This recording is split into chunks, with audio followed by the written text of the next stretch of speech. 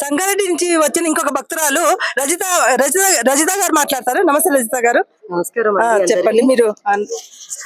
అండి, నా పేరు రజిత. నేను అమర్నాథ్ యాత్రకి మొదటిసారి వచ్చాను. ఇక్కడ రావడంతోనే అసలు ఇది కొత్త ప్లేస్, మనం ఉన్న ప్లేస్ కూడా కాదు. ఇక్కడ ఎలాంటి వసతి సౌకర్యాలు కానీ, భాష కానీ మన భాష కూడా కాదు, మన భోజనం కూడా ఉండదు.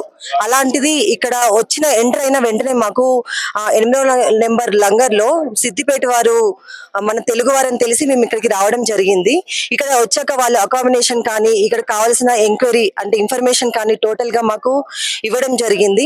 ఇక్కడ భోజనం మాత్రం మనం తెలుగు వారు ఏదైతే భోజనం చేస్తామో అలాంటి భోజనాన్ని మేము దర్శనం ఎంత వెళ్ళి మనం ఆ భగవంతుణ్ణి అనుభూతి చెందుతామో మన భోజనాన్ని నేను అంత చక్కగా అనుభూతిని చెందాను. ఇక్కడ చాలా అద్భుతమైన భోజనాన్ని అందించారు. అంటే ఆ భోజనం పరబ్రహ్మ స్వరూపం అని అంటారు అందరూ, కానీ అది నేను ఇక్కడ పర్సనల్ గా ఎక్స్పీరియన్స్ అయ్యాను.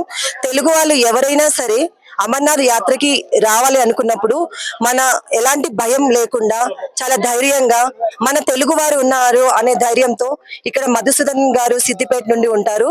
మీకు ఎలాంటి అమర్నాథ్ సేవా సమితి తెలుగు వారి ఇది ఉంటుందన్నమాట. ఇక్కడ మీరు ఎలాంటి భయం లేకుండా ధైర్యంగా మీరు అమర్నాథ్ యాత్రకి చక్కగా రావచ్చు. మీకు ప్రతి ఒక్క సౌకర్యాన్ని వాళ్ళు అందిస్తారు. భోజనాన్ని కావచ్చు, ఉండడానికి వసతి సౌకర్యం కావచ్చు, అన్నిటినీ మీకు అద్భుతంగా ఆ అమర్నాథ్ దర్శనాన్ని మీరు దర్శించుకొని చాలా చక్కగా మీరు వెళ్ళవచ్చు. థ్యాంక్ యూ అండి.